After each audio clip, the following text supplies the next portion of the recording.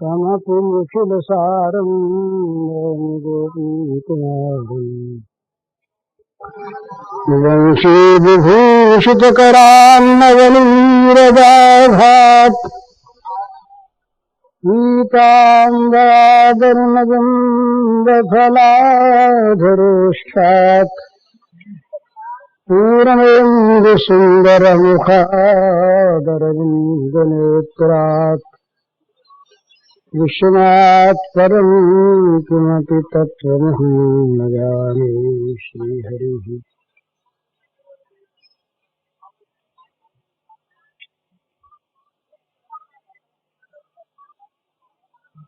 दो तीन विषयों पर कहने के लिए कुछ सज्जनों की ओर से भिन्न भिन्न लोगों की ओर से आज्ञा मिली है। उन्हीं में से एक या दो विषयों पर कुछ कह देना है।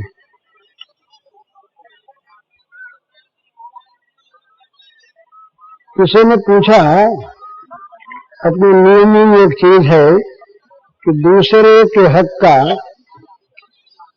पैसा जानबूझकर नहीं लेना। इस पर एक सज्जन ने पूछा है कि ये क्या बात है, दूसरे का हक क्या है। तो आज के जमाने में तो इस बात पर, दूसरे के हक की बात पर कुछ समझना ही बेकार है। जो अपने न आ सके वो अपने हक का नहीं, बाकी सारा अपने हक का। आज तो ये चीज है कि किसी प्रकार से भी हम ले सकें वो सारा हमारे हक है,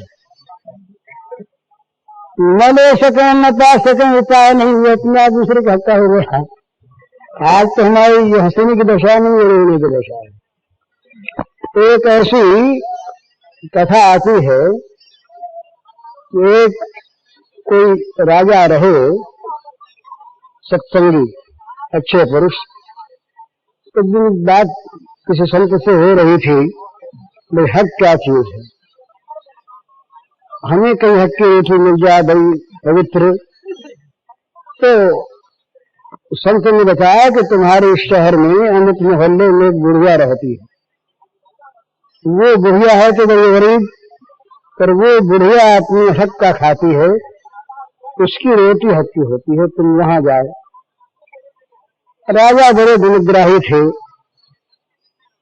उत्सुकता थी जानने की, हक समझने की। तो पहुंचे बुढ़िया के पास। बुढ़िया से बोले, मैया मैंने सुना है कि तुम हक का खाती हो और तुम्हारे यहाँ हक की रोटी मिल सकती है, तो मैं उसे मांगने आया हूँ, अगर दे दो हक की रोटी पवित्र हो जाएंगे। तो बुढ़िया ने कहा, बेटा एक रोटी मेरे पास है जरूर, पर वो आधी हक की है आधी बेहक की, पूरी हक की आज नहीं है। कहा, ये पूरी हक की और आधी हक की का क्या अर्थ? तो बुढ़िया कहती है कि मैं सूत काट कर उसे बेचती हूँ, जितने मजदूरी के पैसे मिलते हैं उनसे मैं अपना काम चलाती हूँ। मैं समझती हूँ मेरे हक का है। मेहनत करके किसी दूसरे पर किसी प्रकार का कोई बोझ न डालकर मेहनत का पैसा मैं कमा कर खाती हूँ, काम चलता है। एक दिन एक जुलूस जा रहा था, शाम हो गई थी, मुझे दिया जला लेना चाहिए था। तो उधर से जुलूस निकला, उसमें मशालें थी, तो मशालों की रोशनी यहाँ पड़ रही थी, तो मैं दिया जलाया नहीं, उस रोशनी में मैंने सूत काट लिया। जितना सूत मैंने उस रोशनी में काटा उतना मेरे हक का नहीं, ये बेहक का है। तो राजा को समझ में आया कि हक की चीज। हमारे यहाँ तो ऐसी बहुत चीज। महाभारत की एक कथा है, हमारे दो बड़े भारी महर्षि हुए स्मृतिकार, बड़े कट्टर, इतने कट्टर जो जिन लोगों ने समय पर न पहुंचने के लिए दंड रखा था हंसद ध्वज के यहाँ, तेल के कड़ाहे में डाल दिया जाए निश्चित से करना आवे, तो जैमिनी सुवेद की कथा है, सुधनवा को डाला गया था उसमें। तो इतने बड़े कट्टर थे शंख और लिखित, दोनों में बंटवारा हो गया। जरा सुनिएगा ध्यान से, आज का युग और उस जमाने की चीज। शंख और लिखित दोनों भाइयों का धन का, मकान का, जमीन का था ही क्या, जो कुछ था बंटवारा हो गया। दोनों भाइयों में बहुत बड़ा प्रेम, एक दूसरे के लिए प्राण देने को प्रस्तुत। बंटवारा हो गया तो क्या हुआ, भाई है। एक दिन छोटे भाई ने बड़े भाई के बगीचे में से एक पेड़ से एक फल तोड़ लिया, खा लिया। जब बड़े भाई आए तो उनके पास जाके कह दिया कि मैंने आज आपके बगीचे में से एक फल तोड़ के खाया। बड़े प्रसन्न हुए, भाई ने खाया और क्या चाहिए, लेकिन ये तो भाई को चाहते हैं धर्म में अत्यंत प्रतिष्ठित जीवन वाला भाई, फल खाने में आपत्ति नहीं, तो मांग करके कह करके चाहे सारे के सारे फल ले ले, त्याग में कोई बात नहीं, प्रेम में कोई भेद नहीं। लेकिन वो तो स्मृतिकार है ना, लोगों को धर्म सिखलाने वाले। तो पूछते हैं भाई से, शंख ने पूछा लिखित से, अच्छा बताओ भैया, तुमने हमसे बिना पूछे जो पेड़ में से फल तोड़ के खा लिया, इस क्रिया की क्या संज्ञा होती है, इसका क्या नाम दिया जाए। स्मृतिकार है ना, पूछते हैं कि तुम्हारी इस क्रिया का नाम क्या है। तो सोच के कहा, महाराज चोरी। बंटवारा हो चुका, आपकी संपत्ति है, बिना आपसे मांगे बिना लिए अपनी इच्छा से ले लेना चोरी है। तो कहा फिर चोरी का दंड क्या होता है, उसी से पूछते हैं। कहा चोर के हाथ कटवा दिए जाए, वो दंड होता है। तो जाओ हाथ कटवा के आओ। कितनी भीषण बात है। आज के युग का आदमी इस बात को समझ नहीं सकता है कि एक फल अगर उसने खा लिया तो प्रकारांतर से उसको फुसला के बेचारे के हाथ कटवा देना चाहता है। कितना निशंस है, कितना निर्दयी है, कितना अत्याचारी है, कितना स्वार्थी है। ये सब बात हम लोग आज कह सकते हैं, पर लिखित ने ये बात नहीं कही। लिखित ने सोचा अपने मन में कि भाई का मुझ पर बड़ा उपकार, मुझे धर्म के पथ से जरा भी विचलित होते भाई देख नहीं सकते, मुझे बचाते हैं, कितना बड़ा उपकार। उपकार मानकर हाथ कटवाने के लिए मुनि जाते हैं राजा के पास। राजा से जाके कहते स्वयं चोरी स्वीकार करते हैं। कहा मैंने चोरी की है, अपने भाई के यहाँ मैंने फल चुराया है, आप मेरा हाथ कटवा दो। राजा ने बातें सुनी, कहा भाई कोई बात नहीं है, भाई से कह दो। बोले कह देने से क्या होता है, मैंने चोरी की ना। तो कहा नहीं ऐसी बात नहीं। तो कहा तुम कौन हो ये कहने वाले, स्मृतिकार हम हैं, कानून बनाने वाले हम हैं, तुम्हारा काम है कानून का पालन करना कराना, तुम अपना काम करो, तुम कानून के बीच मत बढ़ो। राजा ने हाथ कटवा दिए। लिखित के हाथ कटवे, कटे हाथ खून बह रहा है, नीले हाथों पीड़ा हो रही है और मन में बड़ा हर्ष है और भाई के प्रति अत्यंत कृतज्ञता का भाव है कि भाई ने मुझको बचा दिया, आज पाप से बचा दिया। वापस आ गया भाई, बड़े प्रसन्न। मन में बड़ा दुख, हाथ कट गए इसका, अपनी हाथ कटे हैं, लिखित के हाथ कटे, शंख के हाथ कटे हैं। बड़ी पीड़ा उनके मन में भाई के है, पर बड़ा संतोष है कि मेरा भाई कितना ये धार्मिक है, मेरे कहने से इसने अपनी भूल मान ली, भूल इसके सामने आ गई और दंड ले लिए। प्रातः काल हुआ, श्राद्ध था पिताजी का। लिखित ने कहा और शंख ने कहा जाओ भैया तर्पण करके आओ। भाई की आज्ञा जानते हैं, हाथ तो यही है, तर्पण कैसे अंजलि दी कैसे जाएगी। गए नदी पर गए, जो ही नदी में हाथ डाले हाथ जो कहते हैं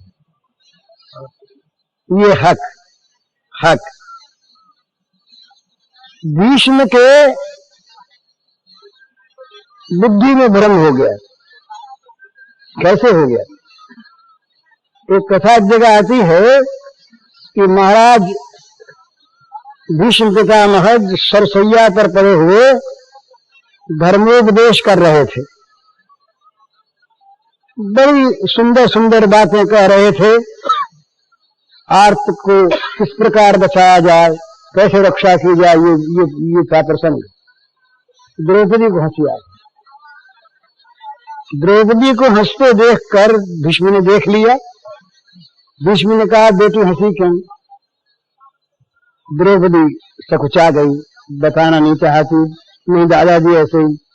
तो नहीं भाई, कुल वधुएं जो होती हैं वो बेकार नहीं हंसा करती। ये कुल वधुओं का लक्षण होता है कि बिना कारण हंसती नहीं। तुम्हारी हंसी में कोई रहस्य बताओ। कहा दादाजी बात तो है पर संकोच होता बनी बेटी ने संकोच बताओ। तो मुझे इस बात पर हंसी आ गई आपके उपदेश पर कि आज आप इतना भारी उपदेश कर रहे हैं और जिस समय मेरी साड़ी खींची जा रही थी और मैं रो रही थी दादाजी मुझे बचाओ दादाजी बचाओ, उस समय ये ज्ञान कहाँ गया था? मैं समझती हूँ कि आपने पीछे सीखा। मुझे आपके इस ज्ञान को देखकर हंसी आई। भीष्म की आंखों में आंसू आ गए। भीष्म ने कहा बेटी तुम सच कहती हो, उस समय मुझे ये ज्ञान नहीं था, पर मैंने पीछे सीखा उसे बात नहीं है। जानता पहले था, पर दुर्योधन का अन्न खा रहा था। वो अन्न बेहद का अन्न था, अन्यायोपार्जित था। पांडवों के स्वत्व को छीन कर उसने अपना आधिपत्य किया था। वो बेहद का अन्न था, उसने मेरी बुद्धि बिगाड़ दी। अब वो इस रण में उसका बना हुआ सारा खून निकल गया, बह गया, अंतःकरण पवित्र हो गया, ज्ञान फिर जाग उठा। अब मैं तुमसे कहूं ये हक की बात। किसी का भी किसी प्रकार से भी अपने पास हक आ जाए तो ये मानते थे पहले जमाने के लोग कि ये घर में विष आ गया। ये आज तो हम अपने को उन्नत मानते हैं और यही दुर्दशा इसलिए है हमारी कि बुद्धि हमारी तमसाच्छन्न हो गई है। सर्वार्थान विपरीतांश्च बुद्धि सा पार्थ तामसी। भगवान ने कहा कि उल्टी बुद्धि होती है, तमसाच्छन्न बुद्धि होती है, तब सब कुछ उल्टा दिखता है।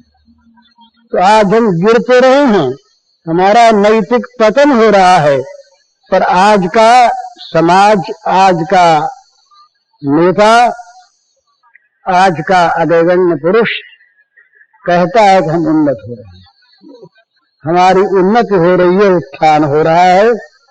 ये तो हक वाले की बात। तो जहां तक बने जानबूझकर दूसरे के हक का कोई पदार्थ भी नहीं लेना चाहिए। ये उनके प्रश्न का उत्तर है।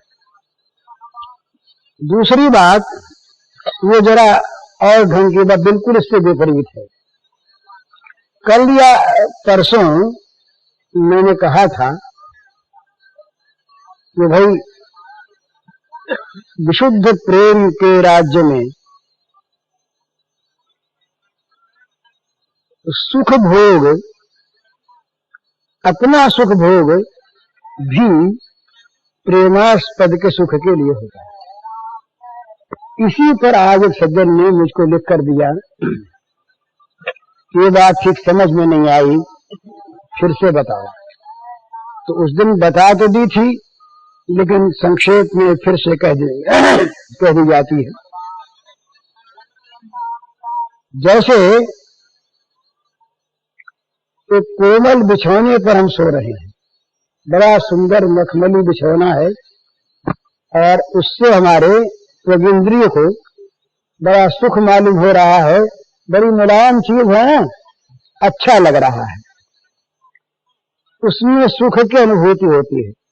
बहुत ख्याल करके देखिएगा, सुख की अनुभूति होती है। हमारी जो ये त्वक है, चमड़ी है, इसके साथ स्पर्श हो रहा है कोमल गद्दे का, उससे सुख हमको मिल रहा है। पर उस प्रेमी के चित्त की विचित्र दशा है कि उस सुख भोग के समय भी उसका मन उस सुख भोग में नहीं रहता। वो उस समय देखता है अपने प्रेमास्पद के चित्त की ओर, उनके मुख की ओर, कि मेरी सुख भोग में उनको सुख हो जाए। तो उनको सुख यदि नहीं है तो ये सुख भोग उसके लिए कोई वस्तु नहीं, त्याग देगा। ये दुख में तो आदमी इस बात को समझ लेता है कि भगवान दुख देते हमारे कल्याण के लिए, उनको सुख होता है तो हम दुख को सुख मान के भोग लें। पर सुख को सुख न मान के भोगें, ये बड़ी विचित्र चीज है, ये समझ में आनी बड़ी मुश्किल है। हमें सुख प्राप्त हो रहा, हम खा रहे हैं, हमारे जीभ के द्वारा हमें स्वाद प्राप्त हो रहा है। तो स्वाद सुख का ग्रहण वो प्रेमी तभी करता है जब स्वाद सुख से उस प्रेमास्पद को सुखी होता देखता है, जानता है, अनुभव करता है, ये तो पहचान लेता है। प्रेमी जो है, ये अभी हम लोग प्रेमी नहीं है ना, हम लोगों को प्रेम राज्य की बातों का पता नहीं, तो सुनी सुनाइए मैं कहता हूं। इसलिए वो पूरी बात तो तब आए कि जब वो स्वयं उसके साथ घटे।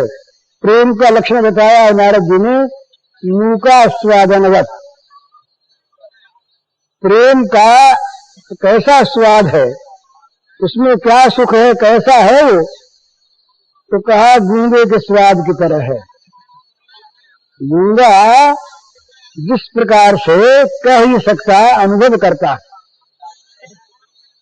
जीभ से चखता है, स्वाद का अनुभव करता है, कह तो हम नहीं सकते, क्योंकि जिह्वा के द्वारा जिस रस की अनुभूति होती है, उस रस का वर्णन करने के लिए न शब्द है और न जीभ में शक्ति है।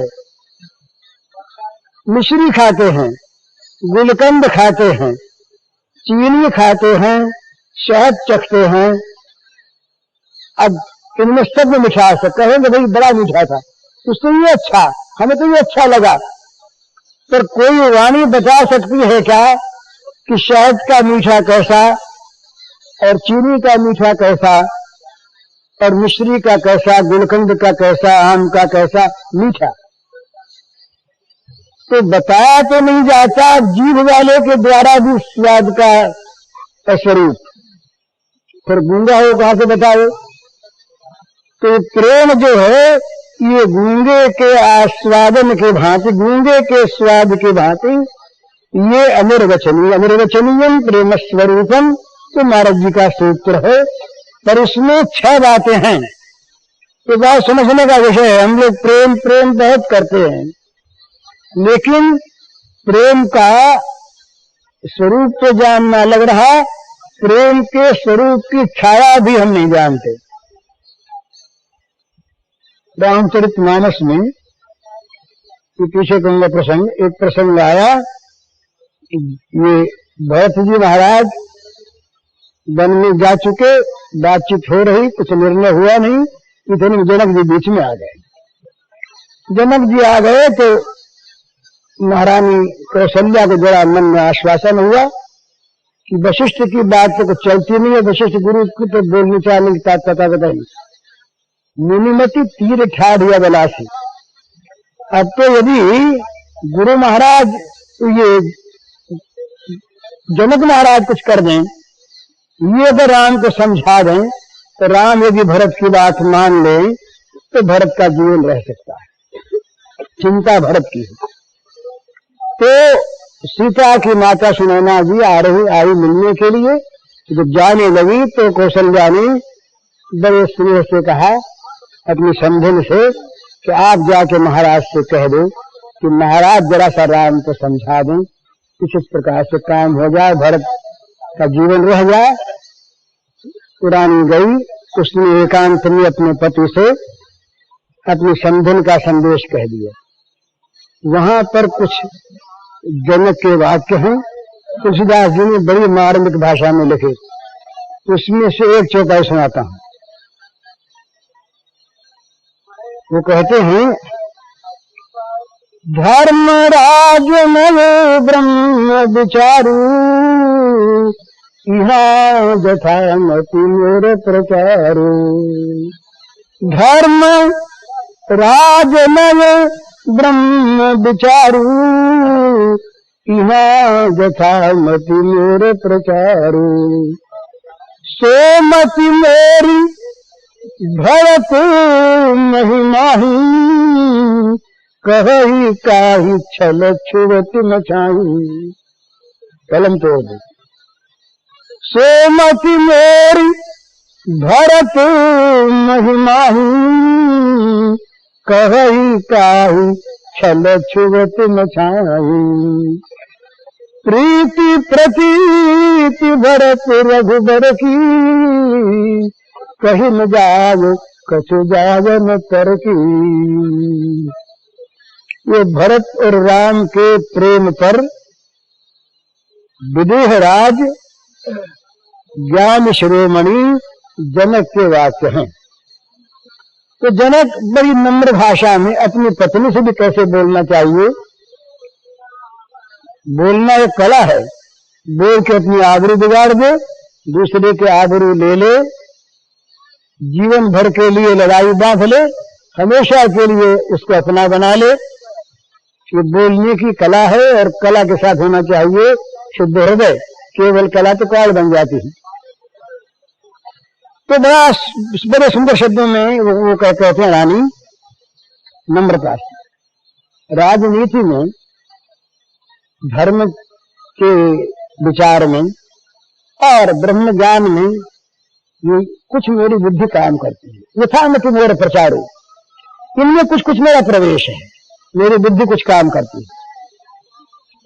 अर्थात कोई राजनीति के उलझन आ जाए तो मैं सुलझा सकता हूं, कोई धर्म की समस्या आ जाए समाधान कर सकता हूं, और कोई ब्रह्म ज्ञान प्राप्त करने के लिए मेरे पास आ गए तो उसे भी ब्रह्म ज्ञान मेरे द्वारा मिल सकता है। कहने का ऐसे ही नम्र भाषा में, परंतु वो मेरी बुद्धि।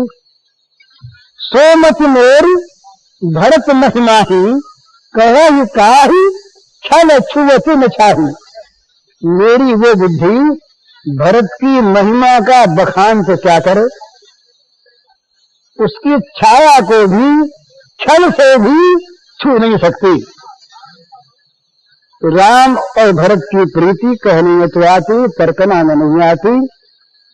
तो प्रेम अंतर्वाच्य होता है, प्रेम कहने में नहीं आता।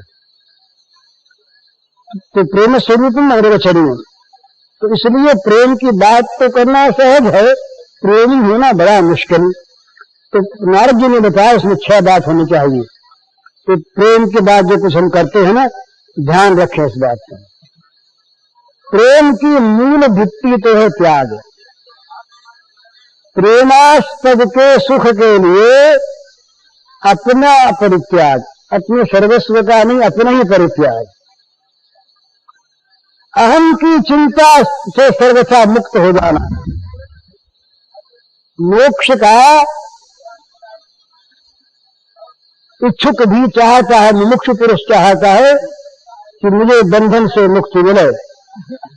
मैं बंधन में हूं, बंधन की अपेक्षा है मुक्ति की सिद्धि के लिए।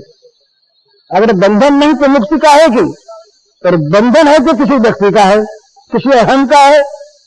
तो मुक्त होना जो चाहता है उसके पास अहम है, गया नहीं। पर प्रेमी के पास अहम रहता नहीं। कुछ अनिर्वचनीय है। तो त्याग इसकी वृत्ति है। तो इसमें 6 बातें प्रधान है। पहली बात है गुण रहितम। श्री कृष्ण भगवान हैं, ठीक भगवान हैं, और श्री गोपांगनाएं भगवान जानती थी, ये भी ठीक है। नखल गोपिकानंद में भगवान अखिल देहि नाम अंतरात्मदृक, और भी ऐसे बहुत से प्रसंग हैं। परंतु जानती हुई भी गोपिकाएं नहीं जानती। अगर कहीं ये प्रकट हो जाए, सिद्ध हो जाए कि श्री कृष्ण भगवान नहीं है, तो क्या गोपिकाएं उनके प्रेम को छोड़ देंगी? वो तो इस बात को भुला देना चाहती कि ये भगवान है। भुलाए बिना तो प्रियतम प्रेष्ठ और हमारे प्रत्येक पदार्थ को ग्रहण करने वाले वो बन नहीं सकते। तो गोपिकाओं को भगवान में क्या क्या गुण है, ये जानने की, देखने की न इच्छा है, न आकांक्षा है, न आवश्यकता है। वो तो बस श्री कृष्ण हैं। क्या हैं? हमारे हैं। बस अच्छे हैं, बुरे हैं, गुण हैं, गुणवान हैं, गुणहीन हैं, ईश्वर हैं, अनीश्वर हैं, राजा हैं, अहिर के बालक हैं, कोई बात नहीं, हमारे प्रियतम हैं। बस गुण रहितम। जहां गुण देखकर प्रेम होता है ना, वो प्रेम सहज नहीं, वो प्रेम अहेतुक नहीं, वो तो गुण के हेतु से अगर गुण नहीं खाते प्रेम गया। वो प्रेम तो गुण की पूजा करता है, प्रेमास्पद की नहीं करता। 1000 दोष करके प्रेमास्पद आ जाए। एक बड़ी सुंदर मुझे बात याद आ गई बीच में, कि पतिव्रता स्त्रियों के काम की बात है। ये प्रसंग दूसरा था बड़ा उत्तम। स्वामी श्रद्धानंद का नाम आप जानते होंगे। श्रद्धानंद जो पहले महात्मा मुंशी राम थे, गुरुकुल के प्रतिष्ठाता, जिनको एक मुसलमान ने गोली से मारा था। उन्होंने अपने जीवनी में लिखा, महाराज संक्षेप में कहते हैं, उनके पिता सब इंस्पेक्टर थे पुलिस बनारस। ये वहां रहे थे, नौजवान विवाह हो गया, शराबी थे। खुद लिखा है, किसी दुराचार के स्थान से लौट करके शराब पी करके आए। पत्नी आई हुई थी, बहुत दिन के नहीं, विवाह के कुछ दिन बाद ही ये आए बेहोश। बेहोश आए, आते ही उनको उल्टी होने लगी। उसने अपने हाथ सामने कर, फिर आंचल सामने कर दी, उल्टी कराई, सब कपड़े खराब हो गए, उनको धोया, धोकर दूसरे कपड़े पहना दिए और सिर पर पट्टी वट्टी रखी। वो बकते रहे, बकते बकते सो गए। ये पैर दबाती बैठी, रिश्ते दबाती बैठे। 2 बजे नशा उतरा, मुंशी राम लिखते हैं, 2 बजे नशा उतरा। देखते हैं कि ये लड़की उसी प्रकार बैठी हुई चरण दबा रही हवा का। मुंशी राम ने पूछा, तुम कब से बैठी हो? बोली नहीं। बोला, बताओ कब से बैठी हो? जब से आप आए थे। तो उठी नहीं? बोले ना। तुम्हें मेरे मुंह में गंध नहीं आई? तो कहा आ रही। तो कहा मैं बड़ा दुराचारी हूं। तो कहती मेरे सामने ये बात मत कहो। आप कैसे भी हो, मेरी मां ने मुझे सिखाया है, तो रामचरितमानस ने मुझे सिखाया है कि पति कैसा ही हो, पति पति ही है। बस मुंशी राम कहते कि मैं पलट गया उस दिन से। मेरा शराब छूट गया, मेरी बुराई छूट गई, और उसी का फल है कि मैं महात्मा बन गया। गुण रहितम, गुण रहितम आश्लिष्यतां पादरतां प्रनष्टुनां अदर्शनां मर्महतां करोति वा यथा तथा वा विदुधातुलम तटो लत प्राणनाथ सुस्तवेदनापरः। चैतन्य महाप्रभु इस प्रेम राज्य में प्रेमिका क्या चाहती है इसका चित्र खींचते हैं। उन्होंने 8 श्लोक कहे जीवन में, शिक्षाष्टक उसी का साक्षात 7वां श्लोक है। वो कहते हैं बड़ी सुंदर चीज, वो कहते हैं कि मेरे प्राणनाथ चाहे मुझे हृदय से लगा लें, चाहे ठोकर मार के गिरा दें, तो चाहे दर्शन न देकर मुझे सदा सदा मरण पीड़ा पहुंचाते रहें, वो लंपट कुछ भी करे, तो मेरा प्राणनाथ तो वही है, दूसरा कोई नहीं। गुण रहितम,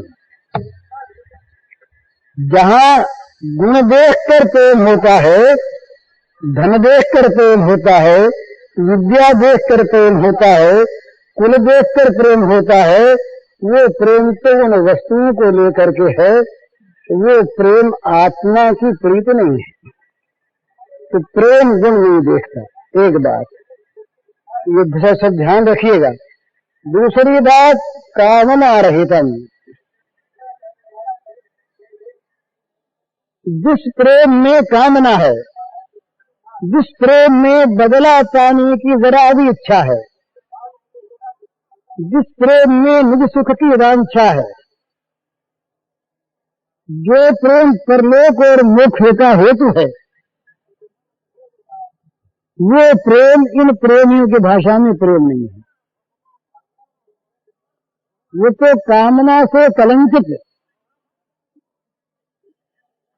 प्रेम के नाम को दूषित करने वाला भाव है, जो है काम और नाम उसका प्रेम हो गया।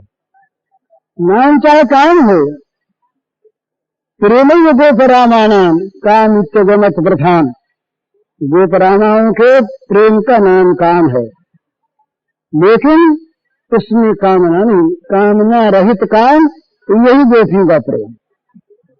कामना रहित काम, सुखेच्छा रहित सुख, अद्भुत चीज है।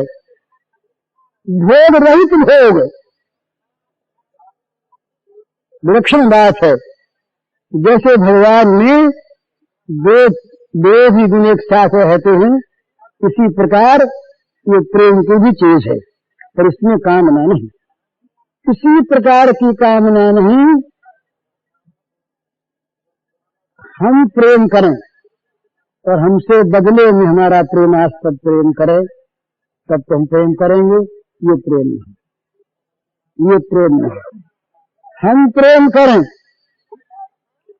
और बदले में वो प्रेम न करे, परंतु हमारे प्रेम को प्रेम समझे, ये भी प्रेम नहीं। हमारे प्रेम की उपेक्षा करे अथवा हमारे प्रेम का बदला वो अप्रेम के रूप में दे,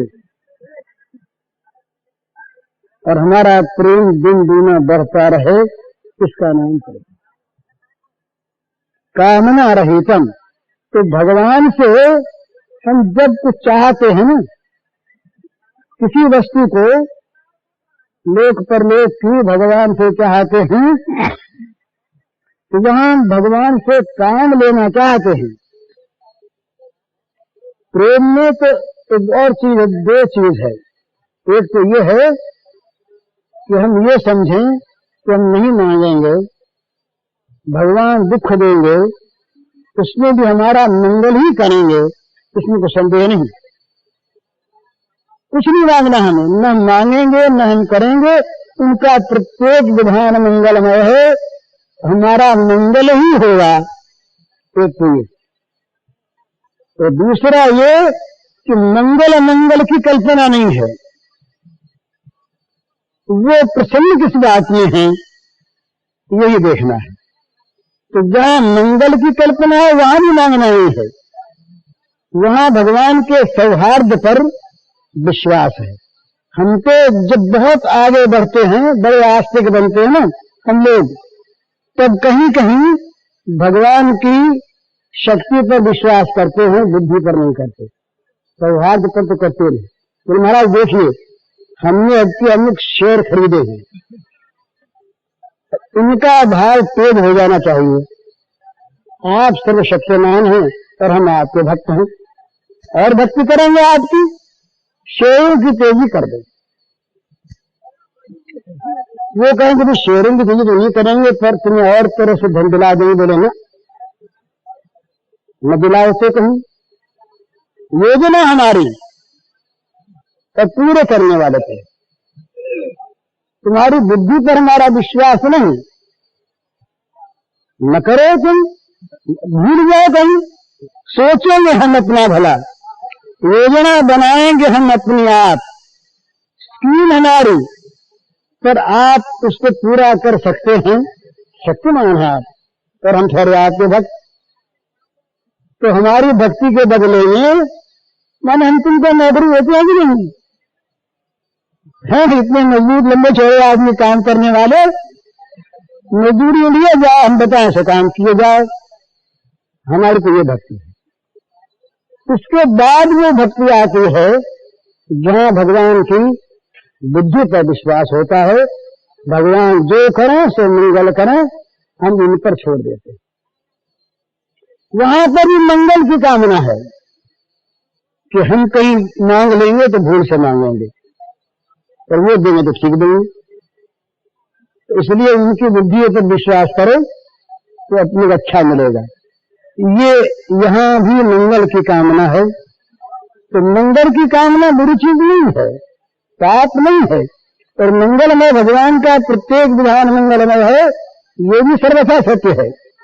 ये होते हुए भी जब तक मंगल की कामना है तब तक कामना रहितम ये चीज नहीं घटती प्रेम में, कामना।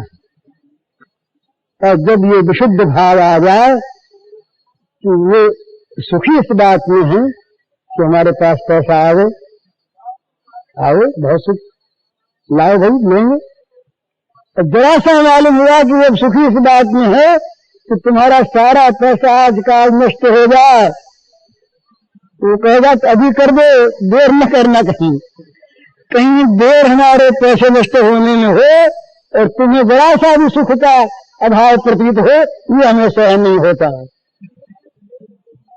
हमें नरक में अभी गिरा दो अगर तुम्हें सुख मिलता हो, हमारा अपमान अभी कर दो अगर तुम चाहते हो, संसार भर में सदा के लिए हमारी निंदा होती रहे अगर तुम चाहते हो। कहते हो मैं क्या स्वीकार किया, यही तो स्वीकार। एकांत में बातचीत हुई कहीं से, भगवान ने कहा मैया देखो तो सही है, सब हम ही ने किया है। कहा बेटा और के साथ मत करना ऐसा बड़ी कठिन चीज है। तुमने ठीक चाहते तो हमको चुना और हमने निभाया नहीं, परंतु अमर कलंक इतिहास में रहा हुआ रहे थे। कहीं का ऋषि भी गाली दे, मुनि भी गाली दे, घर वाले भी गाली दे, बेटा भी गाली दे, हैं घर वाले सब नाराज रहें, और उस कलंक को चुपचाप सहते हुए वो राम का मिशन पूरा हो जाए, राम के अवतार का कार्य सुसंपन्न हो जाए। कितनी बड़ी चीज।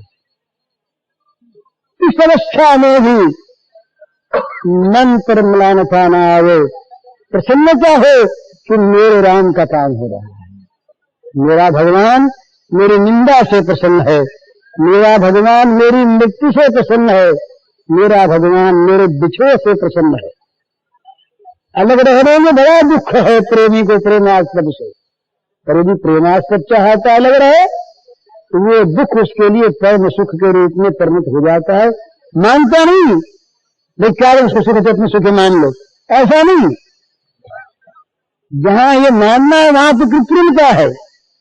इस प्रकार की उसे अनुभूति होती है। वो जब दुख पाता है तब जब भगवान को हंसता देखता है तो हंसने लगता है, अपने दुख को भूल जाता है। ऐसे लोगों को हमने देखा है। दो एक को बड़ी विपत्ति जब उन पर आई, बड़ी विपत्ति, उस समय हमने उनको हंसते पाया और ये कहते पाया मन से इसमें हमारे भगवान राजी हैं। विलक्षणवाद। तो कामना रहितम, ये दूसरी चीज, गुण रहितम कामना रहितम। हम तो जरा सी बात में नाराज हो जाए भगवान पर, लड़के का सिर दुखने लगे इतना अच्छा है, और भगवान की माला हमने फेर ली है, भगवान का काम था ना, हमने माला फेरी, क्यों अच्छा नहीं किया सिर इसका, और नहीं किया तो भगवान कैसे। हमारे पास एक पत्र अभी कि उसकी एक 2 साल की लड़की मर गई है, उसने कहा हम भगवान की माला फेरते थे, नाम जपते थे, हमारी लड़की मर गई, लड़की को न बचा सके, कैसे भगवान? नहीं मानते ना सब भगवान। अब मत मानो भाई, तुम्हारे एक के न मानने से भगवान तुम बचेंगे नहीं, न मानो। पर ये हमारी दशा ऐसी है, हम तो भगवान से प्रत्येक वस्तु का बदला चाहते हैं अभी, और अधिक से अधिक। लगे भगवान तो भगवान हमारी दृष्टि में भगवान नहीं, ये भक्ति नहीं, ये प्रेम नहीं, ये श्रद्धा नहीं। तो प्रेम में कामना रहितम, ये दूसरी बात। तीसरी बात अविच्छिन्नम। प्रेम जो है ना, प्रेम का कभी तार नहीं टूटता, कई धारावत। जो प्रेम बीच में टूट जाए, घट जाए, मिट जाए, हट जाए, रुक जाए, वो प्रेम प्रेम नहीं, उसमें कहीं न कहीं किसी न किसी दिन की कामना की कालिमा लगी है, नहीं तो रुकता नहीं। अविच्छिन्नम। चौथी बात सूक्ष्मतरम। जो छलकता है ना ऊपर ऊपर बहुत, उसमें बहुत दफे दंभ होता है, धोखा होता है। ये तो अंदर की चीज है, कभी कभी आ जाता है बाहर प्रकाशकों को आते तात्पर्य, कभी कभी होता है, लेकिन प्रेम जो है वो सूक्ष्मतर है, सूक्ष्म भी सूक्ष्मतर है, बड़ी महीन चीज है, वो वाणी में नहीं आती, क्रिया में ही कम आता है। क्रिया में जो आता है वो तो दिखाई हो जाता है, दिखाई। इसीलिए वो प्रेम फिर प्रेम नहीं रहता, अंदर रहता है, छिपा रहता है। प्रेम ये हृदय का गुप्त धन है भला, ये बिखेरने का नहीं है, ये तो गुप्त रूप से बना रहे और बना रहे, ये बढ़ता रहता है। तो सीता जी ने पूछा हनुमान जी से कि मेरे लिए तो संदेश सरकार ने कहा, बोले हाँ कहा, क्या कहा? तो तत्व प्रेम कर मन वरु तेरा, जानत प्रिया एक मन मेरा। जानत और मेरा एक मन, तत्व प्रेम कर मन वरु तेरा, जानत प्रिया एक मन मेरा। सो मन रहत सदा तेहि ताहि, जानहि प्रीति रीति यही नाहि। एक चौपाई में तत्व बड़ा सारा प्रेम था। राम के मुख की वाणी कहलाई, राम कहते हैं किसी को, प्रिय तेरे और मेरे प्रेम के तत्व को जानता है केवल एक मेरा मन। वाणी में नहीं आता, तो दूसरा जानता नहीं, केवल मेरा मन जानता है। और वो मन भाई मन जाकर बताओ, फिर बताओ कैसे? सो मन रहत सदा तेहि ताहि, वो मेरा मन निरंतर रहता है तेरे पास, कितने में जान ले प्रेम का। तो सूक्ष्मतरम, पांचवा है अनुभव रूपम। प्रेम अनुभूति की वस्तु है, प्रेम कहने की वस्तु नहीं। प्रेम का जीवन में अनुभव प्राप्त होता है। और छठी बात ऐसी कही, प्रति क्षण वर्धमानम, क्षण क्षण में जो बढ़ता है प्रेम अनंत। ज्ञान जो है ना, ज्ञान अपनी प्राप्ति करा के कह देता कुछ नहीं, कोई काम नहीं, कोई वस्तु नहीं, तो कार्य न दे दिया थे अंत। पर प्रेम कहता है कि कोई अंत ही नहीं। प्रेम अनंत है, असीम है।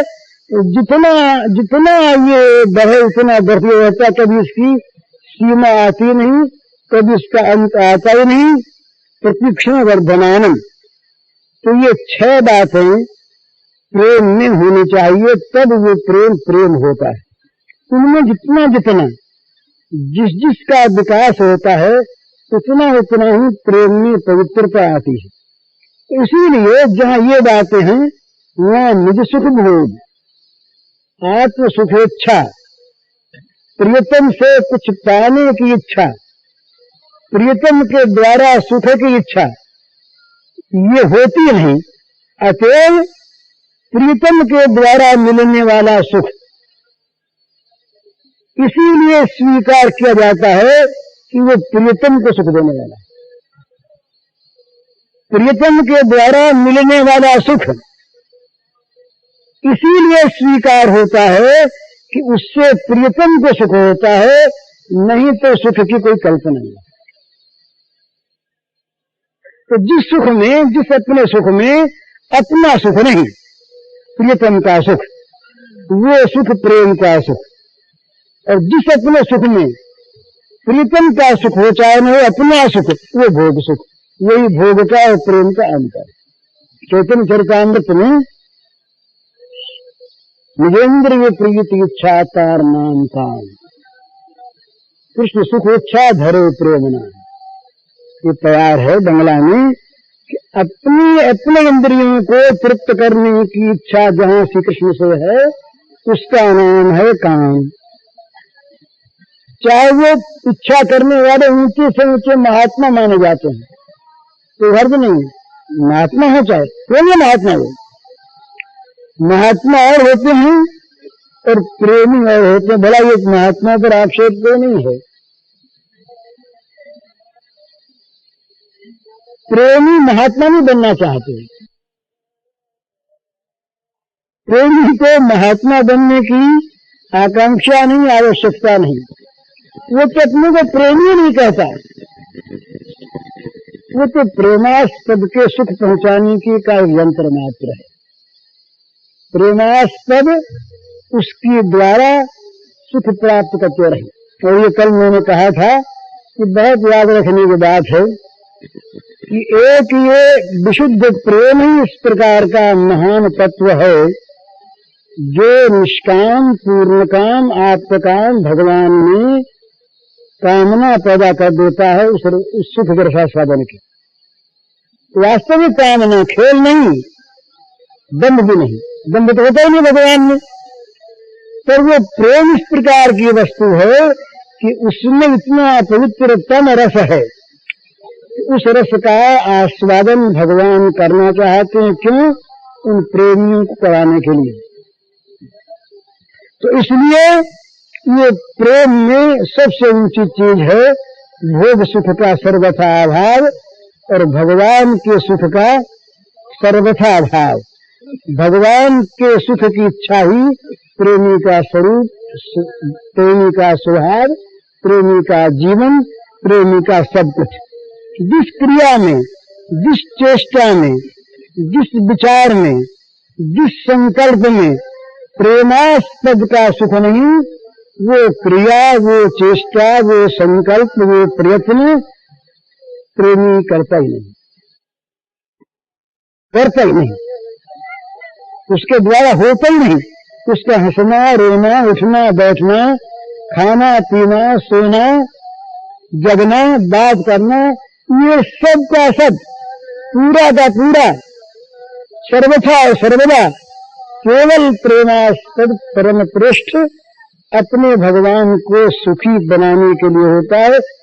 ये बात वो प्रेमी कहता नहीं कि मैं सुखी बनाने के लिए करता हूं, स्वाभाविक उसकी क्रिया ऐसी बनती है।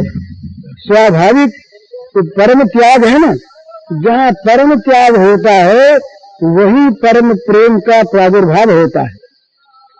तो घर में देख लीजिए, जितना जितना त्याग करेंगे आप उतना उतना प्रेम बढ़ेगा। करके देख लीजिए, घर में चीजें बंटने वाली हों और बंटवारे में अपने हिस्से में कम रखे सुझाव दीजिए, प्रेम हो जाएगा। तो जो गदा लेना चाहेंगे तो लड़ाई होगी। सीधी सी बात है, जहां जहां पर हम त्याग करेंगे वहां वहां पर प्रेम होगा, और जहां जहां प्रेम होगा वहां वहां सुख होगा। तो इसलिए जो भगवत प्रेम है वो त्याग की पराकाष्ठा है, और इसलिए उसमें सुख की पराकाष्ठा है। पराकाष्ठा नहीं, असीम सुख है। उस सुख के सामने ये एक बात और है, प्रेमी का यद्यपि भगवान का रूप सौंदर्य इस प्रकार का विलक्षण स्वाभाविक है कि अप्रेमी भी, शत्रु भी उसको देखकर मोहित होता है। ये भगवान के स्वरूप सौंदर्य की महिमा है, स्वाभाविक। परंतु प्रेमी भगवान के स्वरूप को जिस रूप में देख पाता है उस रूप में दूसरा कोई देख पाता ही नहीं। उसकी आंख इस प्रकार की हो जाती है प्रेमी की कि उस आंख में अपने प्रेमास्पद भगवान का जो रूप आता है वो रूप दूसरे की आंखों में आता ही नहीं। इसलिए उसमें उसकी इतनी अत्यंत आसक्ति होती, वो आसक्ति रूपासक्ति नहीं है। यहाँ के इस भौतिक रूप को देखकर जो चित्त में आकर्षण होता है ये तो कहीं कहीं नरकों में ले जाता है, पर वो जो भगवान के स्वरूप सौंदर्य को देखकर प्रेमी के मन में होने वाला जो आकर्षण है, जो सुख है, वो सुख तो विलक्षण है ही।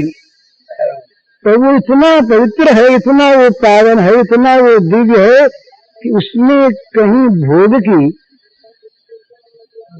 तो किसी प्रकार की कल्पना नहीं। तीन प्रकार से इंद्रियों से काम होता है। एक स्वाभाविक इंद्रियों का विषयों में आचरण, आंख देखती है। एक किसी सदिच्छा से इंद्रियों का विषय में आचरण, और एक भोग के लिए भोगेच्छा से विषयों का इंद्रियों का विषय में आचरण। सामने कुछ चीज देखी, दिख गई एक आदमी जा रहा है, लंगड़ा है, लूला है, भूखा है, रो रहा है, से दिख गया, उसमें कोई क्रिया नहीं है। तो उसको इसलिए देखते हैं कि किस सेवा करनी है। तो ये और चीज है। और एक किसी वस्तु को नहीं देखते हैं कि इसको हमें भोगना है, सुख लेना है। तो तीन प्रकार से ये भोग होता है। तो जहां पर इंद्रियों का केवल विषय में आचरण है वहां उससे न लाभ होता न हानि होती है, मन साफ रहता नहीं, आंख के सामने किसी गई आई। जहां भोग बुद्धि से होता है वहां दुखों की उत्पत्ति होती है। यही संस्पर्शजा भोग है। दुख ये न योगसे आद्यंतवंत कौन्तेय न तेषुरमते बुध। यहाँ जो विषयों का भोग है, ये सारे भोग जो संस्पर्श भोग हैं ये दुख योनि है, दुखों की उत्पत्ति के स्थान हैं। और वो जो है जहां शुभेच्छा को लेकर के राग द्वेष रहित हृदय से जब भोग करते हैं, उसके लिए कहा राग द्वेष वियुक्त विषयान इंद्रियश्चरन् आत्मश्वर विधेय आत्मा प्रसाद न विगच्छति और प्रसादे सर्व दुखानाम हम रसो जाए। वही इंद्रियों का विषयों में विचरना दुखों की उत्पत्ति का स्थान, और वही इंद्रियों का विषयों में विचरना दुखों के सर्वथा नाश का साधन, और वही इंद्रियों का विषय में विचरना सर्वथा व्यर्थ। तो जहां हम भगवत दृष्टि से भगवान के लिए जब भगवान को देखते हैं, और भगवान को देखने की आंखों से जब हम भगवान को देखते हैं, फिर बस फिर जो अनुपम आनंद मिलता है और जो दिव्य भाव आता है उसकी कल्पना हम लोग नहीं कर सकते, क्योंकि हम लोग उस स्तर तक पहुंचे नहीं। उस स्तर तक पहुंचे हुए जो होते हैं वो प्रेमी होते हैं, और उन प्रेमियों की आंखें जो होती हैं वही भगवान को ठीक ठीक देख सकती है। तो गोपी की आंख भगवान को पहचानती है, कंस की आंख नहीं पहचानती, नहीं पहचानती, और दूसरे राजा भी नहीं पहचानती। शिशुपाल के भी आंख थी और भीष्म के भी आंख थी, दोनों का देखिए वहां पर कितना अंतर, दोनों के सामने बैठे श्री कृष्ण, वो कहते छलिया है, कुटिल है, ग्वाला है, नगण्य है, और वो कहते सर्व पूज्य है। क्या बात है आंख। तो ये जो प्रेमियों की आंख होती है यही असली आंख होती है, और प्रेम की आंख बिना त्याग के मिलते नहीं। भोग त्याग जहां तक नहीं है वहां तक भक्ति की बात, प्रेम की बात नहीं हो सकती। भोग रहते हैं वहां पर, वो भोग रहते हैं भगवान के पूजन की सामग्री बनकर, भगवान का स्थान लेकर नहीं रहते। तो ऐसी अवस्था में जो प्रेमी है वो क्या चाहता है, एक ही बार उसकी अंतिम बात कह देनी है, वो ये, वो प्रेमी चाहता है कि किसी प्रकार से मेरे जीवन में ऐसी कोई भी क्रिया हो नहीं, ऐसा कोई मेरे मन में संकल्प आवे नहीं, ऐसी कोई मन में मेरे चाह उत्पन्न हो नहीं जो मेरे प्रियतम भगवान की चाह के प्रतिकूल हो।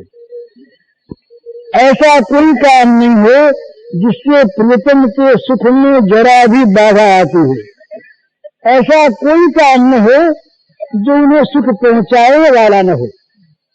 अब उसमें क्या हमारी कुछ भी दशा होती है, ये दशा की कोई भी किसी प्रकार के भी मन में वो भय की बात प्रेमी नहीं सोचता। कुछ भी दशा हो जाए कोई परवाह नहीं, पर मेरी प्रत्येक दशा मेरे प्रियतम को सुख पहुंचाने वाली हो। यहाँ हम लोग जितने बैठे हैं तो जो प्रेम की चर्चा बहुत करना चाहते, सुनना चाहते हैं, उन हम लोगों को, मुझको भी, आप लोगों को भी, सबसे पहले ये एक बात जान लेनी चाहिए कि भाई जिसको इस प्रेम राज्य में आना है उसको अपना सब कुछ नष्ट कर देने के लिए पहले तैयार हो जाना चाहिए, सब कुछ। इसीलिए जहाँ प्रेम की असली बात सामने आती है वहां त्याग आता है तो लोग भाग जाते हैं। वो एक गुजराती का गीत है, प्रेम पंच पावकनी ज्वाला भाली पाछा भागे जो ने माह पड़ा तो महारस माने देखनारा दाधे जो ने। तो कहते हैं कि जो प्रेम का पंथ है ये पावक की ज्वाला है, आग की लपट है, इसे देख करके दूर से लोग भाग जाते हैं, डर जाते हैं। क्यों कि प्रेम, जहां पर प्रेम की बात करो, जहां प्रेम सामने आया असली, तो पहले कहेगा क्या करो, तुम्हारे सर्वस्व को जलाएंगे अब हम। तब आग देखता है डर जाता है। ये ध्यान रखने की बात है, ये भाषा जरा है तो कठिन। प्रेम का आह्वान करना हो तो प्रेम आग बन के आएगा पहले सब कुछ जला देने के लिए, और उस जलने में अगर हमारी तैयारी हो, उस बच्ची में अगर हम गिर सकते हैं तो मां ही पड़ा तो महारस मानव, तो आग वहां पर अमृत बन जाएगी। आग वहां पर महारस क्यों बन जाएगी कि जगत के सारे ये विरस रस को, कुरस रस को, अरस रस को वह खा करके और विशुद्ध जो सत्य रस है प्रेम रस, उस रस में ले जा करके हमको बैठा देगी। तो जब तक वो आग इन रसों को नहीं जला देती तब तक वो रस आता नहीं। इसलिए उन्होंने, गोपियों ने कहा कि भाई हमको तो सब कुछ त्याग करके प्रियतम श्री कृष्ण का हो जाना है। और सिद्धांत की बात है, उनके चरणों में जब आ जाए तो सब कुछ का त्याग फिर क्या रहता है। सब कुछ तो वही है, सब कुछ के प्राण वही, सब कुछ के आधार वही, सब कुछ के आत्मा वही। तो ये तैयारी कर रही है, तो इसमें 3-4 बात ध्यान में देने की है, बस वो कह के समाप्त कर देता हूं। एक बात तो ये, प्रेम चाहने वालों के लिए जिसको हम चाहते हैं वो हमारे प्राणों के प्रधान चिंतन का विषय है। प्रेमास्पद को कभी भूला नहीं जाता।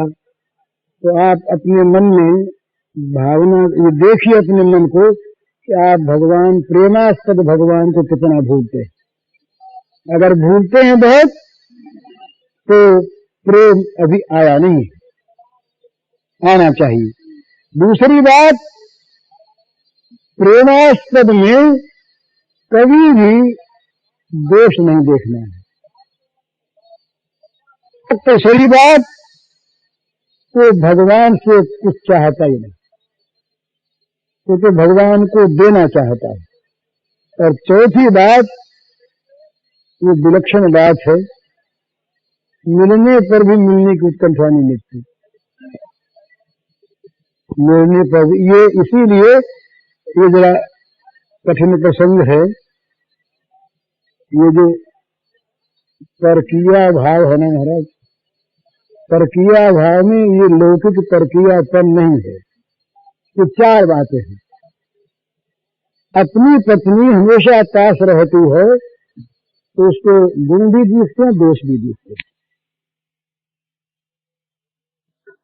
वंदे मुकुन्दमरविन्ददनायकाक्षम् कुन्देन्दुशङ्खदशनम् शिशुगोपवेशम् इन्द्रादिदेवगणवन्दितपादपीठम् वृन्दावनालयमहं वसुदेवसूनुम् नवजलधरवर्णम् चम्पकोद्भासिकरणम् विकसितनलिनास्यम् दुस्फुरन्मन्दहास्यम् कनकरुचिदुकूलम् चारुवर्हावचूलम् कमपि निखिलसारम् नौमि गोपीकुमारम् वंशीविभूषितकरान्नवनीरदाभात् पीताम्बरादरुणबिम्बफलाधरोष्ठात् पूर्णेन्दुसुन्दरमुखादरविन्दनेत्रात् कृष्णात् परं किमपि तत्त्वमहं न जाने। ध्यानाभ्यासवशीकृतेन मनसा तं निर्गुणं निष्क्रियम् ज्योति किंचन योगिनो यदि परम पश्यन्ति पश्यन्तु ते अस्माकं तु तदेव लोचन चमत्काराय भूयाचरम् कालिन्दी पुलिनेषु यत्किमपि तन्नीलं महोधावति। श्रीहरिः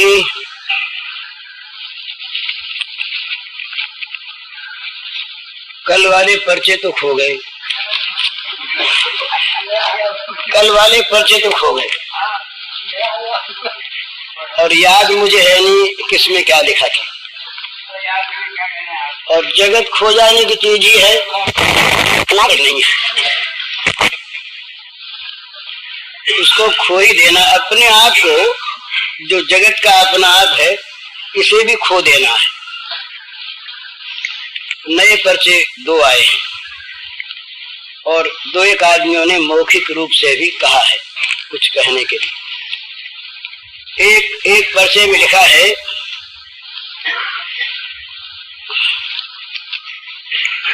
उसका उत्तर मैं उनसे पूछूं कि आप जिस अचिंत्य ब्रह्म का ध्यान करना चाहते हैं, मन नाश हो जाएगा तो वो ब्रह्म कहाँ रहेगा? श्याम सुंदर की बात पूछते, मैं ब्रह्म की बात पूछता।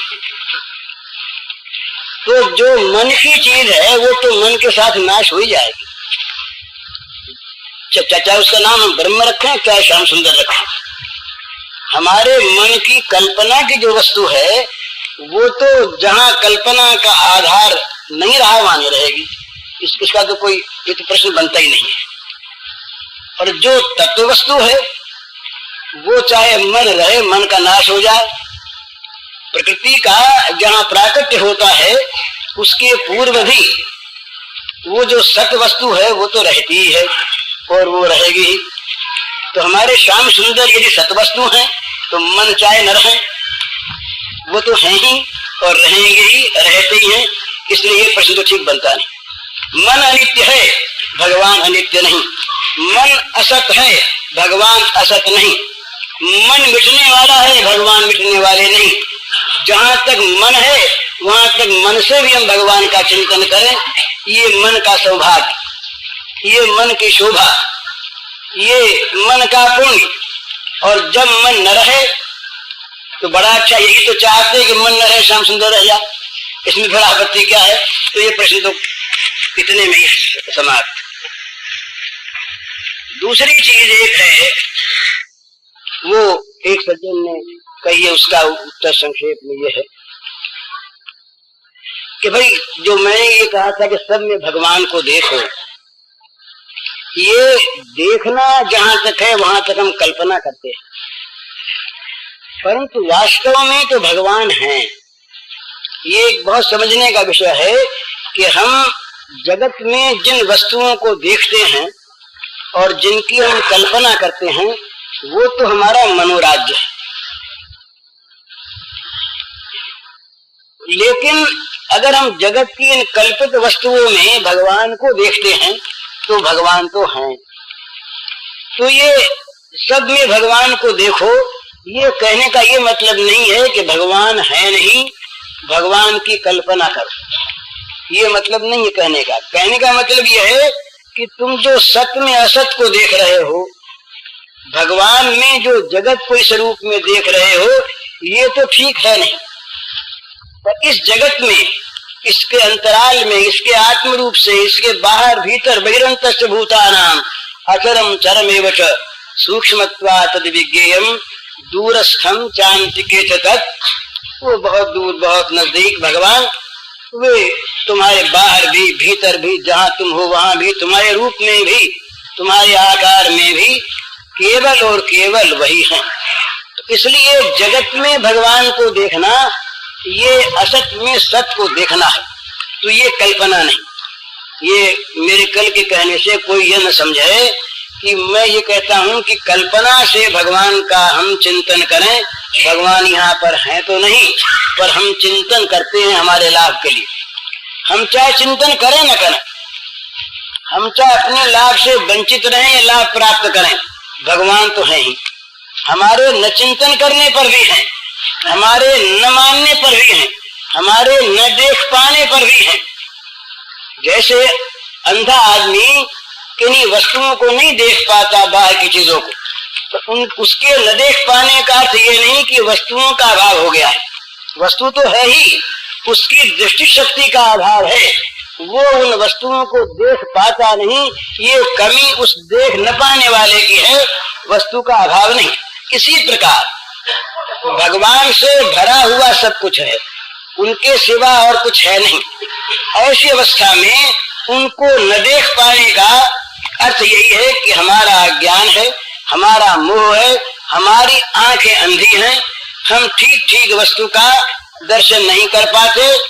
ये हमारी गलती, हमारा अपराध, हमारा पाप, हमारा दुर्भाग्य, हमारी मंदबुद्धिता, कुछ भी कह दें, हमारा दोष है। भगवान तो है ही। तो भगवान की कल्पना ये सत्य में सत्य के दर्शन का प्रयास है। सब जगह भगवान की जो हम कल्पना करते हैं, इसका अर्थ क्या है? ये सत्य दर्शन का प्रयास है, ये कल्पना नहीं।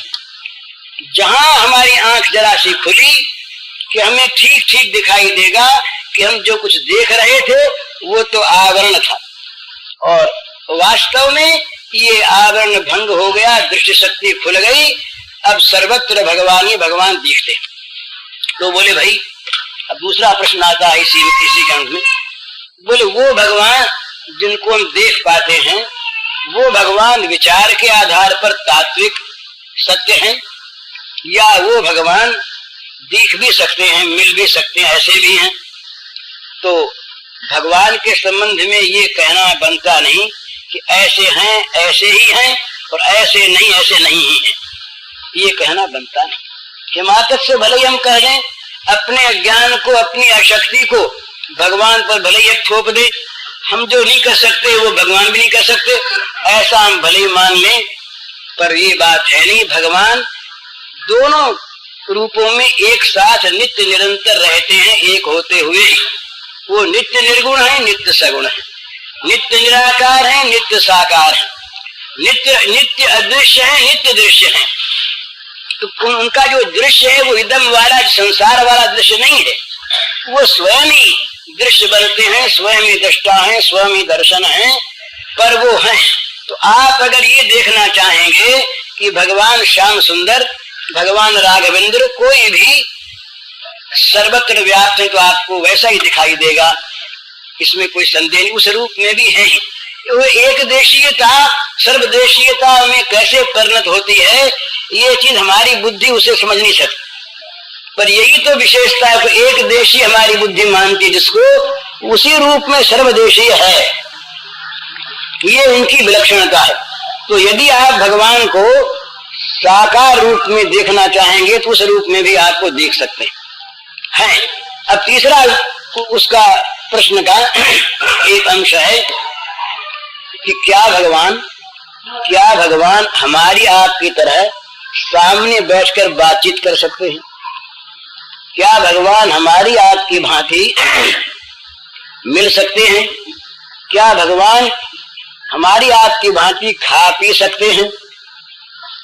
क्या भगवान का ठीक ठीक हमारे अंगों को स्पर्श प्राप्त हो सकता है? ये एक प्रश्न है। वहां प्रश्न के साथ संदेह भी है कि भाई विचार से ऐसा होता होगा, भाव से ऐसा होता होगा, कल्पना जगत में ऐसा होता होगा, वास्तविक शायद न होता हो, पर यह बात है नहीं। विचार से, मन की कल्पना से होता है, इसमें तो कोई कहने सुनने की बात नहीं। ये तो मन की गति को जानने वाले सभी पहचानते हैं कि हमारा मन जिस किसी वस्तु की कल्पना करता है उस वस्तु को मन मूर्तिमान कर देता है, इसमें तो कोई बात नहीं। लेकिन अब दूसरी चीज जो है उसमें भाई ऐसी बात है, सत्य तो है निश्चित, सर्वथा 16 आने नहीं, जितने आने में सत्य आप माने उतने आने। लेकिन भगवान को ये कदापि गरज नहीं है कि वो मिल सकते हैं, इस बात का सर्टिफिकेट लेने आपसे आए।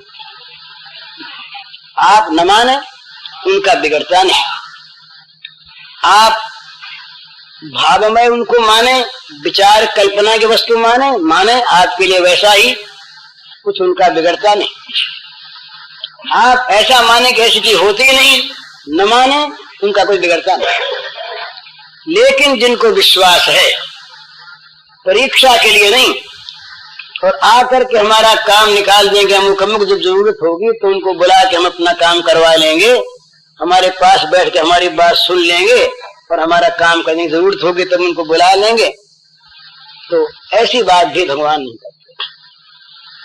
यदि ये 3 बात की इसमें आवश्यकता है, आपका विश्वास हो, पहली बात। दूसरी बात, उनके बिना आपसे न रहा जाता हो, इस प्रकार की उत्कंठा आपके मन में जाग गई, दूसरी बात। और तीसरी बात, उनकी इच्छा पर आप अपने को छोड़ देना चाहते हो, छोड़ देने के लिए प्रस्तुत हो, ये तीसरी बात। ये 3 बात होगी तो सच्ची बात में कहता हूं, आप न माने न सही, कोई आवश्यकता नहीं आपके मानने की, और मुझे जरा आवश्यकता नहीं आपको मनवाने की, कुछ नहीं। परंतु निश्चित है कि भगवान आपकी भांति, मेरी भांति पास बैठ सकते हैं, खा सकते हैं, सो सकते हैं, बातचीत कर सकते हैं, हंस सकते हैं, रो सकते हैं, सारी बातें भगवान कर सकते हैं, सकते नहीं, ऐसा है। इसलिए ये चीज जो है, ये प्रश्न करने के नहीं, उत्तर देने के नहीं, और प्रश्नोत्तर को लेकर के विवाद और शंका समाधान के भी नहीं, ये तो विश्वास के जगत की बात है।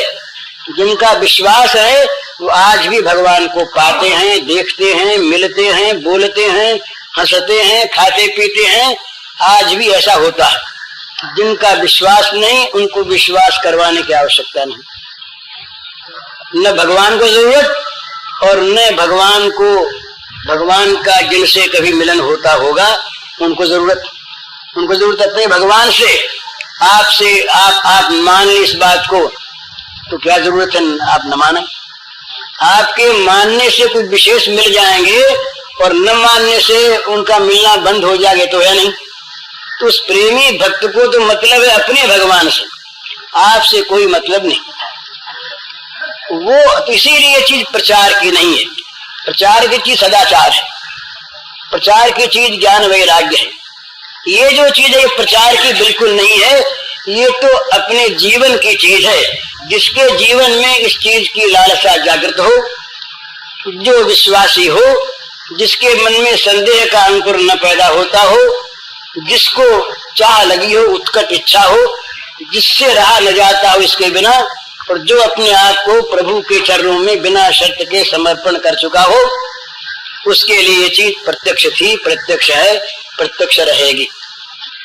फिर चौथी शंका आती, भाई प्रत्यक्ष तो है, प्रत्यक्ष रहेगी, पर ये तो माइक जगत में रहेगा ना, आंख से देखेगा वो चीज को, तो जब तक ये जगत है तब तक रहेगा, उसके बाद नहीं।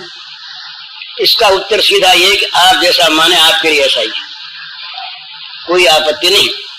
वो रहेगा या नहीं रहेगा इस बात की परवाह न वो देखने वाला करता है और न वो देख पढ़ने वाला करता है।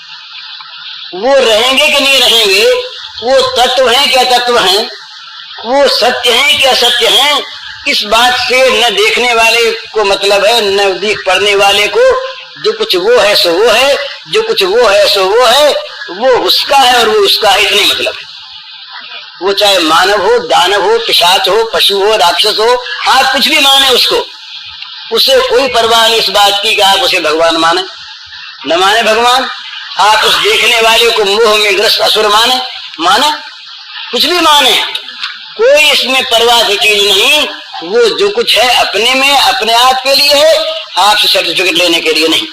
और जो भगवान उसको देखते हैं वो उसके अपने हैं, वो आपके लिए नहीं। बल्कि वहां की इतना गहरा नाटक, व्यापक बात कही भगवान ने, व्यापक, बड़ी व्यापक। और पर वो व्यापक में एक ऐसा संकेत आ गया कि वो संकेत अलग कर देता है भगवान की समता से इस भक्त को।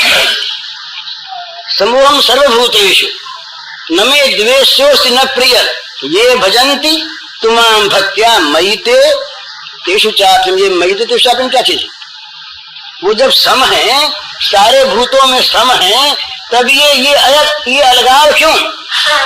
वही मेरे में, मैं उनमें, दूसरे क्यों नहीं इसमें, वो दूसरे में क्यों नहीं हो, पर है, सब में है, सब में व्यापक रूप से है, सब में तात्विक रूप से है, सब में सत्ता रूप से है, सब में आनंद रूप से है, पर उसमें उसके अपने प्रियतम रूप से है। ये मई थे, वे मेरे भक्त जो मुझे भक्ति पूर्वक भजते हैं, वे मेरे में हैं और मैं भी उनमें हूँ। ये भगवान के गीता के अपने वाक्य। इनको आप निर्गुण में लगावे, सगुण में लगावे, कहीं लगावे, भगवान के ये शब्द। साधु हृदय मह्यम साधु नाम हृदय तो हम मदन्यते न जानती न हम तेभ्यो मनागपि। ये भगवान विष्णु के अपने शब्द हैं भागवत में। आप कल्पना माने तो कुछ किससे बिगड़ता नहीं। वो साफ कहते हैं कि मैं उनको जानता हूं, वो मुझको जानते हैं। अपनी जानकारी को भी भगवान सीमाबद्ध कर लेते हैं उस भक्त के लिए। मैं उनको जानता हूं केवल, और वो केवल मुझको जानते हैं। वो अपने अनंत ज्ञान को सीमित ज्ञान कर लेते हैं उन भक्तों के लिए। मैं उनका और वो मेरे, तो दूसरे नहीं, तुम्हारे, तुम दूसरों के नहीं हैं, पर वहां कुछ विशेषता है। इसलिए ऐसे जो भगवान हैं वो अपने भक्त के, और ऐसे जो भक्त उनके अपने भगवान। तो ये उनके घर विद की बात है, दूसरे का इसमें बोलने का अधिकार नहीं। अरे पति पत्नी अपने घर में रहते हैं, दूसरे क्यों उसमें रंगा लगावे, तुम कैसे तुम कैसे, हम जैसे वो जैसा, हम अपने घर में हैं, तुम्हारा इसमें बोलने का कोई अधिकार नहीं। सीधी सीधी बात। वो जो मैं लाया नहीं ये किताब, काला चांद गीता एक किताब है। शिशिर कुमार घोष जो ये अमृत बाजार पत्रिका के संस्थापक रहे, जिनको तिलक महाराज ने लिखित रूप से अपना गुरु माना है, लिखित रूप से गुरु माना है। और जो भारतीय राजनीतिक संसार के एक बहुत बड़े सम्मान्य नेता मोतीलाल घोष उनके छोटे भाई थे। ये आजकल जो तुषार कांति है ये बंगाल गवर्नमेंट में, ये उनका पौत्र है। हाँ, तो ये बहुत बड़े विद्वान, इन्होंने एक बंगला में काव्य लिखा है। उस काव्य का नाम है काला चांद गीता। काला चांद माने कृष्णचंद्र। उसमें महाराज 5 सखियों का वर्णन है। वर्णन तो सारा का सारी मधुमय है, वो अत्यंत मधुर वर्णन है। जो बंगला जानते हैं उनको उसका रस आ सकता है। वो किताब मेरे पास है, यहाँ मैं लाया नहीं। तो उसमें एक जगह वर्णन को संक्षेप में कहता हूँ, 5 सखियां, 5 विभिन्न नाम हैं। तो 5 सखियां एक दिन वन में बैठी हुई अपने प्राण प्रियतम श्री कृष्ण का अन्वेषण कर रही हैं। कहीं खो गए, इधर उधर ढूंढ आई, मिलते नहीं वो। तो उनके लिए वही प्राणाराम है, वही भगवान है, वही परमेश्वर है, वही अपने हैं, वही मालिक हैं।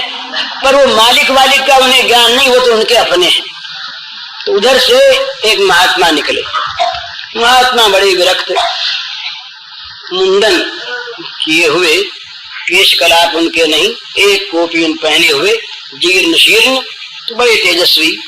उधर से महात्मा निकले। तो इन लोगों ने सोचा अपने मन में कि महात्मा हैं, सिद्ध पुरुष हैं, इनको पता होगा तो ये बता देंगे, चलो पूछ ले। महात्मा के पास जाने का और उद्देश्य नहीं, सब कर्म आ गई एक फल रामचंद्र की हो, दूसरी आकांक्षा है महात्मा के पास, इसीलिए जाना। तो वो गई, जा करके 5 ने प्रणाम किया और बोली, महाराज आप संत हैं, आपको सब पता है, आप सर्वज्ञ हैं। हमारे श्याम सुंदर, हमारे भगवान कहीं छिप गए हैं, आपने देखा हो तो आप बताइए। तो उन्होंने कहा तुम्हारे भगवान? हाँ, बोले हमारे भगवान। तब साधु बोले कि तुम तो मालूम होता पगली हो गई। बोले महाराज कैसे? अरे बोले भगवान यूं मिलते हैं क्या? तुम लोगों ने वेणी बांध रखी है, फूल खोस रखे हैं, ये बढ़िया बढ़िया तुम लोगों ने अपने बाल बना रखे हैं, गहने पहन रखे हैं, माला गूंथ रही हो, श्रृंगार किए हुए हो, ऐसे पकड़ लेते?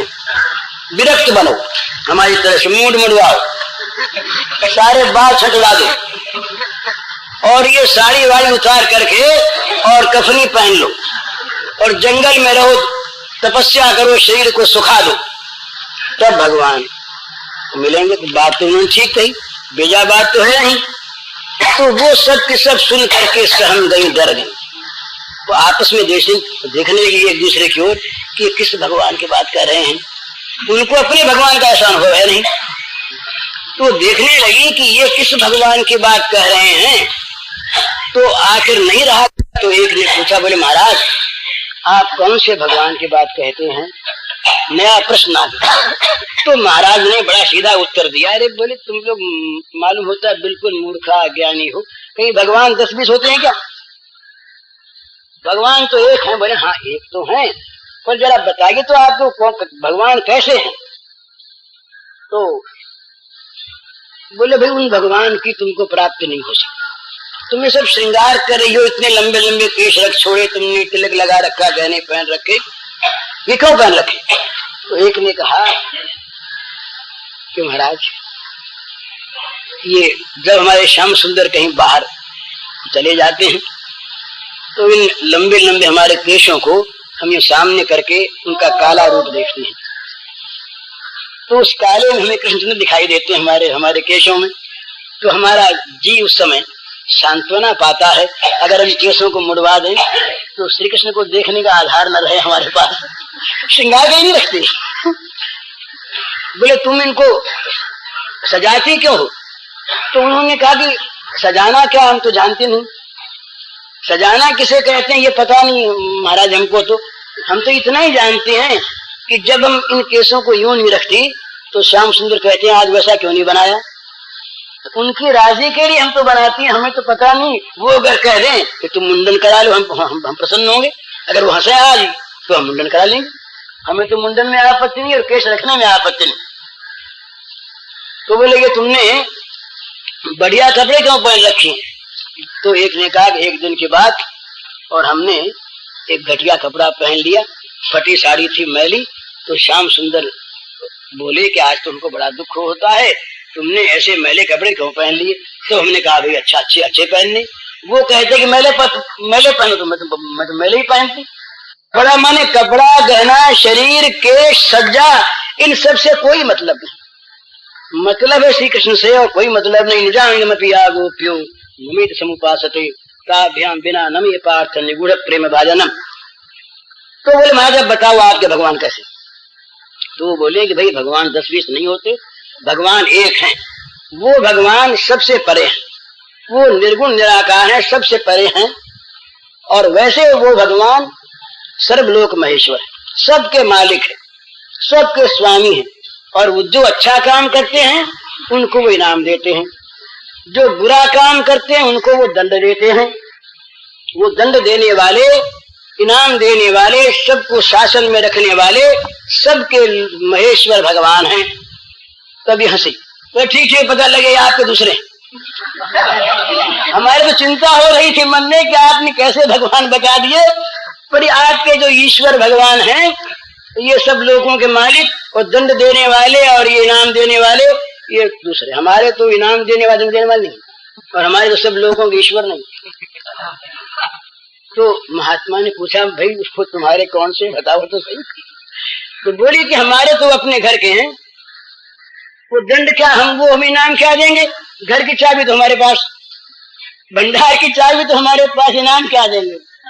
और हमारे कहीं फोड़ा वोड़ा हो जाओ और वो कहीं डॉक्टर को बुला के उसको कटवा दे, तो ये दंड है कि ये प्रेम है? वो तो हमें निरोग देखना चाहें तो हमारा अंग कटवा दे, तो ये क्या दंड हमारा? ये तो प्रेम है। और रही शासक की बात, तो हम तो महाराज राजा के नाम से डर जाए, राज दरबार में कौन जाए हमारे? और कहीं राजा कोई होगा और राजा के कहीं करवर भरना होगा तो हमारे स्वामी आप भर जाएंगे। हमें उससे मतलब नहीं, राजा कौन और राजा का लगान क्या और कर क्या, दंड क्या, इनाम क्या, हमें मतलब नहीं। हमें तो मतलब ये है कि वो हमारे हैं। तो हमारे वो श्याम सुंदर कहाँ खो गए, उनका पता होता। आप बताइए, आप वाली जरूरत नहीं है। आप वाले भगवान जहाँ ऐसी ऐसी बातें कहें कि हमारे भगवान से विरुद्ध पड़े और वैसा काम हम करने लगे तो हमारे भगवान दुखी हो जाए, तो इस भगवान की आवश्यकता हमें नहीं, हमें तो हमारे भगवान को बताइए। तो महात्मा ने पूछा कि अच्छा बताओ भाई तुम्हारे भगवान का स्वरूप क्या है?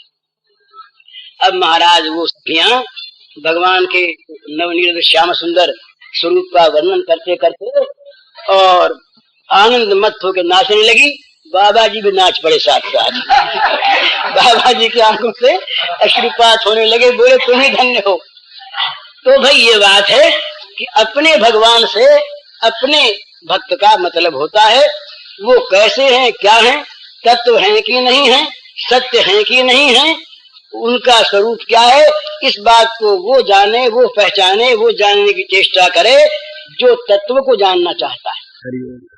पूज्य श्री भाई जी के इस प्रवचन का शीर्षक है असली प्रेम की पहचान और इसका कैसेट संख्या है 46A।